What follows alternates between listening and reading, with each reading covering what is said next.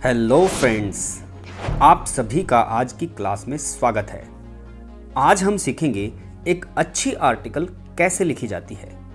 दोस्तों, वैसे तो किसी भी टॉपिक पर इफ़ेक्टिव आर्टिकल लिखने के लिए आपको उस टॉपिक पर इन डेप्थ नॉलेज होनी चाहिए, जो केवल और केवल न्यूज़पेपर्स, मैगजीन्स और डिफरेंट बुक्स पढ़ने से ही आ सकती है।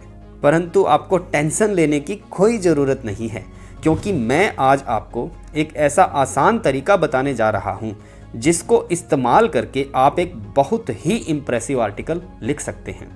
तो चलिए फिर आज की क्लास को स्टार्ट करते हैं। सपोज हमें वुमेन एम्पावरमेंट पर एक आर्टिकल लिखना है, जिसका मतलब है नारी सशक्तिकरण। दोस्तों, मैंने वुमेन एम्पावरमेंट पे एक आर्टिकल लिख ली है और मैं अभी आपको समझाने जा रहा हूँ कि आप इसको कैसे एक ईजी तरीके से लिख सकते हैं। आप यही नहीं, कोई भी आर्टिकल इसी तरीके को इस्तेमाल करके आसानी से लिख सकते हैं। तो सबसे पहली चीज़ जो आपको ध्यान में रखनी है वो ये है कि आपको आर्टिकल का टाइटल यहाँ पर ज़रूर डालना है, जिसके लिए आपको 1 नंबर मिलता है। और फिर उसके बाद ये आर्टिकल किसने लिखी है उसका नाम डालना है। अब अगर आप कोई लड़के हो तो आपको लड़के वाला नाम लिखना है, और अगर आप लड़की हो तो आपको लड़की वाला नाम लिखना है। ये नाम जनरली पेपर में दिया जाता है। जो नाम क्वेश्चन में दिया हुआ होता है आपको वही लिखना होता है। सपोज क्वेश्चन में कोई नाम नहीं दिया है, तब आपको क्या करना है, तब आपको XYZ यानी कि बाई लिख करके XYZ लिखना है, और आपकी आर्टिकल का 1 नंबर यानी कि 1 मार्क पूरा हो गया। बट इसका मतलब ये नहीं है कि आप आर्टिकल लिखो ही ना और सिर्फ ये टाइटल और बाई लिख करके छोड़ दो, फिर आपको उसका कोई मार्क नहीं मिलने वाला है। अब जो दूसरी इंपॉर्टेंट बात है वो ये है कि आपको अपनी आर्टिकल को पैराग्राफ्स में लिखना है। यहाँ आप देख सकते हैं कि मैंने इस आर्टिकल को 4 पैराग्राफ में लिखा है, और हर एक पैराग्राफ एक डिफरेंट विषय पर बात करता हुआ हो। अब हम बात करते हैं हमारा जो फर्स्ट पैराग्राफ है वो किस विषय पर बात कर रहा है। हमारा फर्स्ट पैराग्राफ हमारे आर्टिकल के टॉपिक को इंट्रोड्यूस करने वाला होना चाहिए। हम किस विषय पर आर्टिकल लिख रहे हैं हम उसका परिचय दें। तो अब परिचय कैसे दें, किस बात को इसमें लिखना चाहिए, तो मैं आपको एक आसान तरीका बताता हूँ।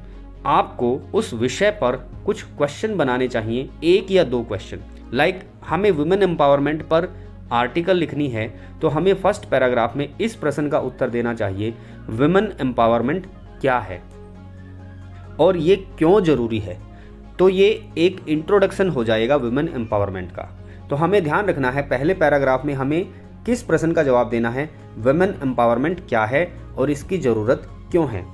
अब आप देख सकते हैं वुमेन एम्पावरमेंट क्या है, इस बात का जवाब मैंने यहाँ से लेकर यहाँ तक दिया है। यानी कि औरतों के सशक्तिकरण का मतलब है उनको रिसोर्सेज प्रोवाइड करना, उनको सपोर्ट प्रोवाइड करना, उनको अवसर प्रोवाइड करना, ताकि वो अपने पोटेंशियल को अच्छे से अचीव कर पाएँ। सेकंड क्वेश्चन यानी कि इसी पैराग्राफ में इंट्रोडक्शन में हमने सेकंड क्वेश्चन पूछा था, इसकी ज़रूरत क्यों है। तो यहाँ से लेकर यहाँ तक मैंने इस क्वेश्चन का आंसर दिया है। It is essential, it is necessary, essential means necessary for promoting gender equality, और जेंडर इक्वालिटी के लिए, फॉस्टरिंग सोशल प्रोग्रेस के लिए, और ड्राइविंग सस्टेनेबल डेवलपमेंट यानी कि एक ऐसे डेवलपमेंट को प्रमोट करने के लिए इसकी ज़रूरत है जो बनी रहे, सस्टेनेबल है, जो हमेशा बनी रहे। तो इन 2 क्वेश्चन का आंसर हमने फर्स्ट पैराग्राफ में दिया है। कुल मिलाकर के हमने फर्स्ट पैराग्राफ में अपने आर्टिकल के टॉपिक को इंट्रोड्यूस करना है। हमारा जो सेकंड पैराग्राफ होगा उसमें हमें रीजन बताने हैं और उसके इफ़ेक्ट्स बताने हैं, यानी कि ये जो प्रॉब्लम है ये इसके कारण क्या हैं और इसके सोसाइटी पर क्या एडवर्स इफेक्ट यानी कि बुरे प्रभाव पड़ते हैं। अब पहला क्वेश्चन है, व्हाट आर द रीजंस कि वुमेन एम्पावरमेंट नहीं है। तो इस क्वेश्चन का आंसर मैंने यहाँ से लेकर के यहाँ तक देने की कोशिश की है। तो क्या लिखा है, women may not be empowered because they don't get treated fairly, क्योंकि उनको फेयरली ट्रीट नहीं किया जाता। Can't go to school as much, और वो ज़्यादा स्कूलों में नहीं भेजी जाती। And are expected to do certain things just because they are women, और उनसे है ना एक्सपेक्ट किया जाता है कि वो कुछ ही काम करती है, क्योंकि वो सोसाइटी की जो सोच है कि वुमेन जो है वो डोमेस्टिक काम करने के लिए ही बनी है। अब सेकंड क्वेश्चन है, इसके इल इफेक्ट क्या है। अगर वुमेन को एम्पावर नहीं किया जाएगा तो उसका एडवर्स इफेक्ट क्या होगा। इस क्वेश्चन का आंसर हमने यहाँ से लेकर यहाँ तक दिया है। This makes life harder for them and stops them from doing their best. और अगर ऐसा है, वुमेन को एम्पावरमेंट नहीं दी जाएगी, औरतों को सशक्त नहीं बनाया जाएगा, तो सोसाइटी में कहाँ से बैलेंस रहेगा। तो ये वाली बात हमने इस पैराग्राफ में लिखने की कोशिश की है। तो हमने 2 क्वेश्चंस का आंसर दिया है, रीज़न क्या है वुमेन एम्पावरमेंट ना होने का, और उसके ना होने से सोसाइटी में क्या बुरे प्रभाव पड़ रहे हैं। थर्ड पैराग्राफ में हम और 2 क्वेश्चंस का आंसर देने की कोशिश करेंगे। पहला क्वेश्चन होगा, वुमेन एम्पावरमेंट यदि अचीव कर लिया जाए तो उसका सोसाइटी में क्या फ़ायदा होगा। दूसरा क्वेश्चन होगा, हमें सजेशंस देने हैं कि वुमेन एम्पावरमेंट कैसे अचीव किया जा सकता है। पहले क्वेश्चन का आंसर है यहाँ से लेकर यहाँ तक, जो है empowering women leads to stronger economies, more diverse perspectives and a fairer society. Fairer society means एक ऐसी सोसाइटी जिसमें सबके साथ न्याय हो। It boosts innovation, fosters social harmony and creates opportunities for everyone to thrive and succeed together। तो ये सारे बेनिफिट्स वुमेन एम्पावरमेंट के सोसाइटी में होंगे। सेकंड क्वेश्चन हमारा है, हम सजेशन देंगे वुमेन एम्पावरमेंट को कैसे अचीव किया जा सकता है, जो यहाँ से स्टार्ट है। We can ensure women empowerment by giving them good education. Yes, good education is needed.